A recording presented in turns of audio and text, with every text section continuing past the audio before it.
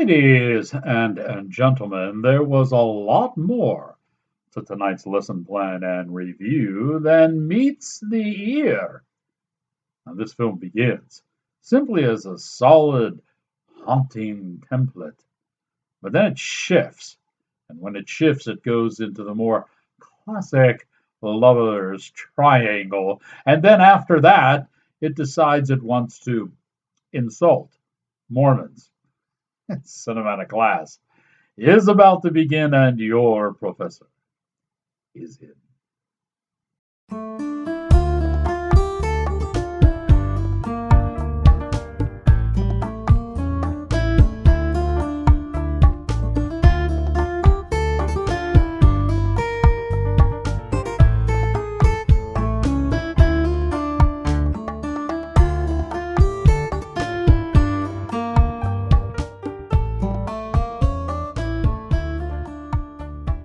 Greetings, salutations, another sundry affair.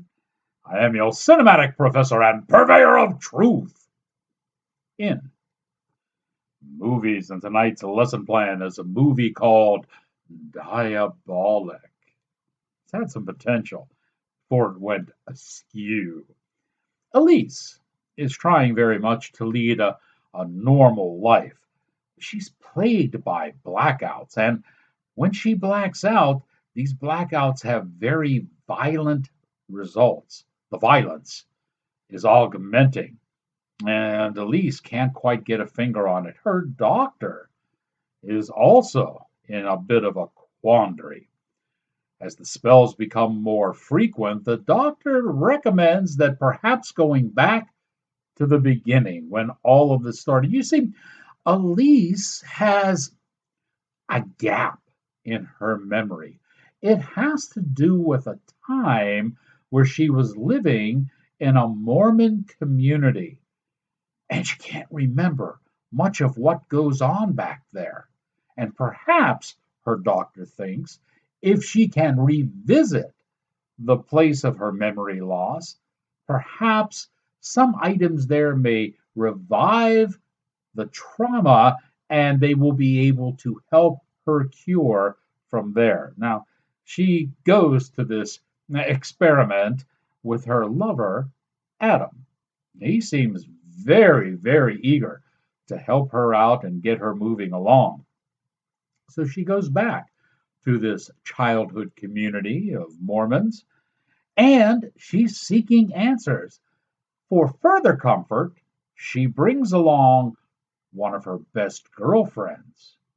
But they're doomed to have a witch of a time.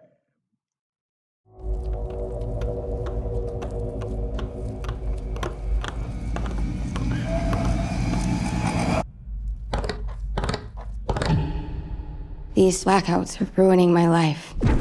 Hey, Elise! Honey, hey! I can't live like this. I found some healers from your old church. There is one last thing we can try. You have called upon us because we are healers of the natural order. Joseph Smith promised his converts of the true Mormon faith visions of the Lord. Some people feel euphoria. Some are anxious. Some feel impending doom. Elise.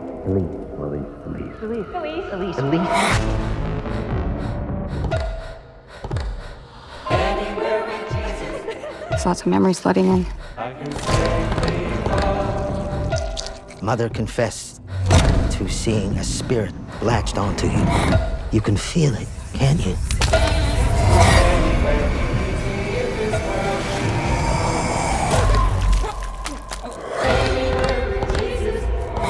Whatever that thing was, it's free now. How does it feel? How does it feel? Do you feel, Heavenly Father? Mercy is grace! Flesh give birth to flesh. Spirit birth to spirit. Help me!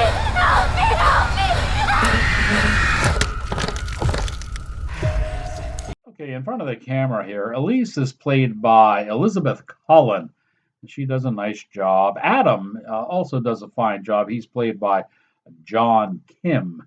And rounding out the cast for Diabolic is Mia Chalice, Robin Goldsworthy, and Genevieve Moy. Okay, behind the camera, we have three people getting in on the writing for this: Mike Harding, Dan Phillips, and Tisha Madsen. Want to talk a little bit about Daniel Phillips. Not only did he help write this, but he is the director of the movie. And because this is technically only his second movie, in the first movie, he did a horror film that kind of lambasted Catholics. Now, in this his second movie, he's turned on the Mormons. God only knows what he was going to do for his third movie. I don't know. Maybe he was going to go after the Jews. In any event, because he's an up and coming director, and I guess wanted a little bit of pub. Most of what he's been doing before this has not been in film. We set up an exclusive interview with him. Cleared the schedule up, got the studio all set up and everything, and boy, he piped on us. All right. The PR firm that set it up, offered their excuses, and we were having technical difficulties. And although most of the people I talked to that day didn't experience that, and nonetheless, he went and he piped on us. Had the interview gone off, I would have inserted it right here into the review because they were only giving us 15 minutes with him. And as you know, my regular show is 30 minutes, so he could have technically had an entire half hour to hawk his wares, or if you will. But he piped on us, and part of the reason is I think he did a little bit of research and found out how good of an interviewer I am. Oh, what you tooting my own horn? Go back among these listings of videos and check out some of my interviews, and you'll see exactly what I mean. And there are some directors, and those in Hollywood all told, who can't stand up to that type of scrutiny and those intense questions. I certainly had them. I can assure you of that. So Dan Phillips went and piped on us, and we weren't able to talk to him. So instead, let's talk a little bit about his movie, okay? The film was produced in South Australia. There's a South Australia film company too that Dan is heavily involved in, and they helped move this along. The actors, however, in this don't have the typical Australian accent when you tune that in. So that was kind of a good thing.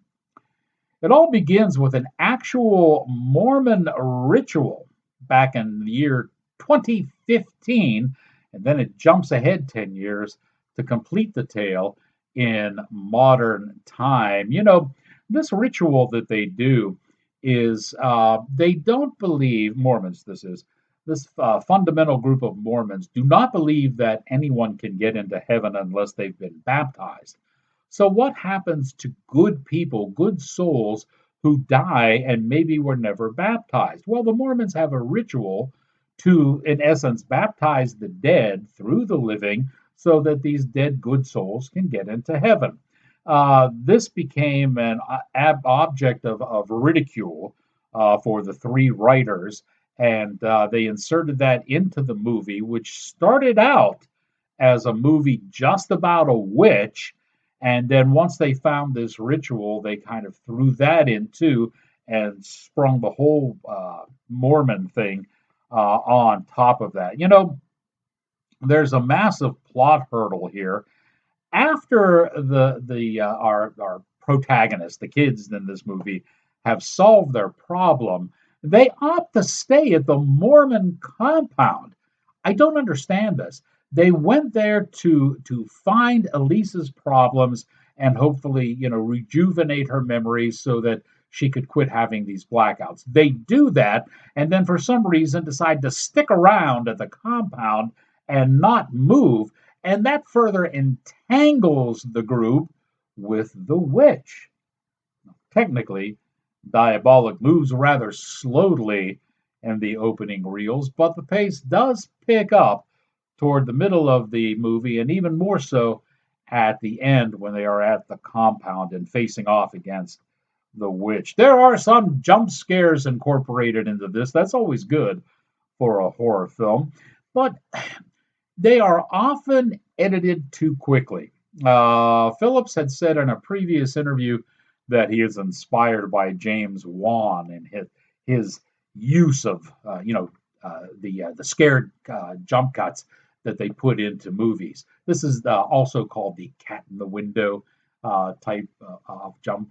But when you do those, you have to do them long enough to let the scare sink in. Now, James Wan did this especially good when he brought in that nasty nun, that real grotesque nun that he brought into the Conjuring series.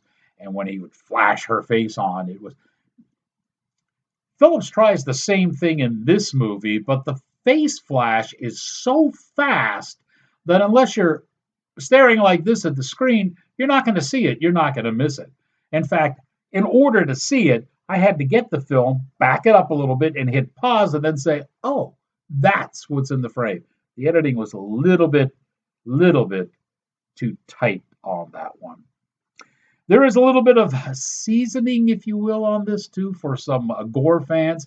So if you feel that horror means gore, you'll have a few scenes in here that are worthwhile. So let's give final results on Diabolic. It's not bad for review, but it's a very average and mundane horror tale. Not really sure that it's going to go over well with anybody from Utah. And now that you have learned what you have learned, here ended